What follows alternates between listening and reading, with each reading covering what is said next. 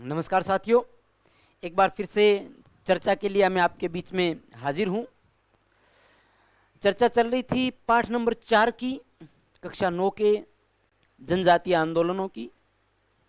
और जनजातीय आंदोलन में जो हम देख रहे थे वो अपने भील आंदोलन, मोतीलाल एक ही आंदोलन देख दिया था हमने। एक ही आंदोलन ही, बमट भील आंदोलन गोविंदगिरी का देखा था। इसके बाद में आते हैं उदयपुर में मोतीलाल तेजावत के नेतृत्व में आंदोलन। देखो, इस पाठ में दिया हुआ है कि उदयपुर में मोतीलाल तेजावत के नेतृत्व में आंदोलन। इस आंदोलन की शुरुआत 1921 में मोतीलाल तेजावत के नेतृत्व में हुई थी। मोतीलाल जी तेजावत जो थे, उनके नेतृत्व में इस आंदोलन की शुरुआत हुई थी। मोतीलाल तेजावत का जन्म 8 जुलाई 1887 कोलियारी गांव में एक ओसवाल परिवार में हुआ था। गोविंदगिरी का जन्म बंजारा परिवार में 1858 में बांसिया बेड़सा में हुआ और इनका जन्म कोलियारी गांव में ओसवाल परिवार में 8 जुलाई 1887 को हुआ। मोतीलाल तेजावत जाडोल ठिकाने के कामदार थे।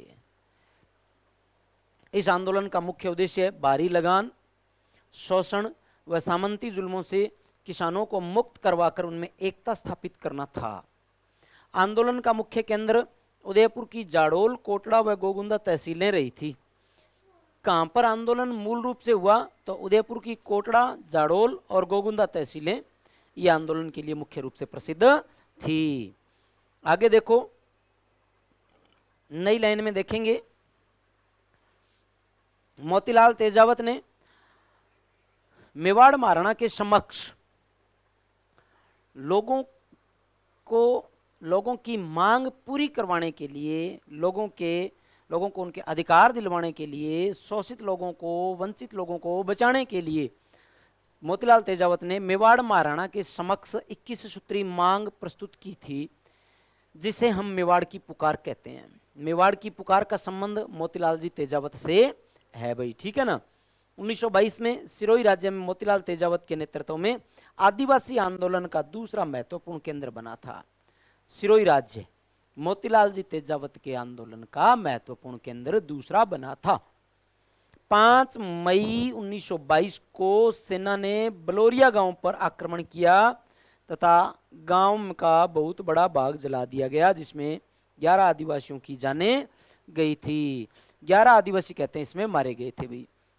अभी तक विशेष बात नहीं हुई थी, बड़े लेवल पे और होगी। कब होगी? देखो, 7 मार्च 1922 नीमड़ा हत्याकांड होगा।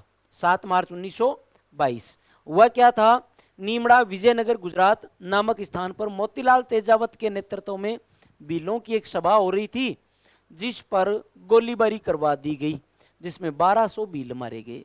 भाई साहब, इसमें 1200 भील मारे गए और गोविंदगिरी के आंदोलन में 1500 भील मारे गए थे।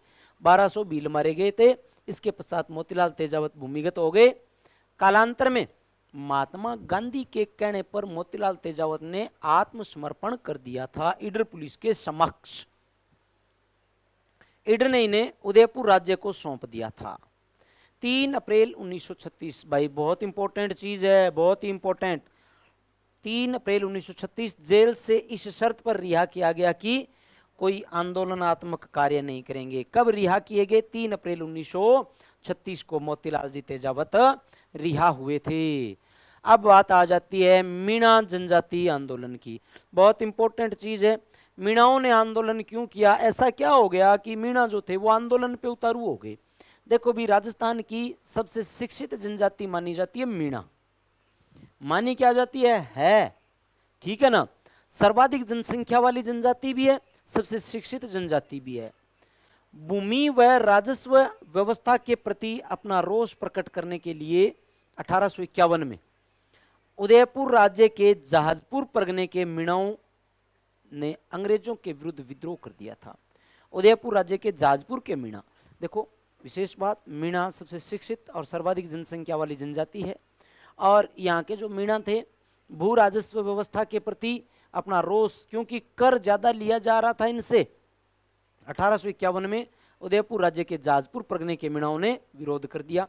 मीणा जाति पर्याप्त रूप में किसी भी राजनीतिक सत्ता से मुक्त थी, केवल मेवाड़ महाराणा की प्रतीकात्मक सत्ता स्वीकार करते थे। मेवाड़ महाराणा को ही माना करते थे मीणा, और किसी को ये पास में ही नहीं खटकने दिया करते थे। खुद राजा रहे हुए थे, क्यों पास में खटकने देंगे किसी को, ठीक है ना। राजा थे, मीणाओं का राज था आमेर पर, ढूंढाड़ क्षेत्र में मीणाओं का तो शासन था भाई। देखो मेवाड़ महाराणा ने 1851 में जाजपुर परगने में नया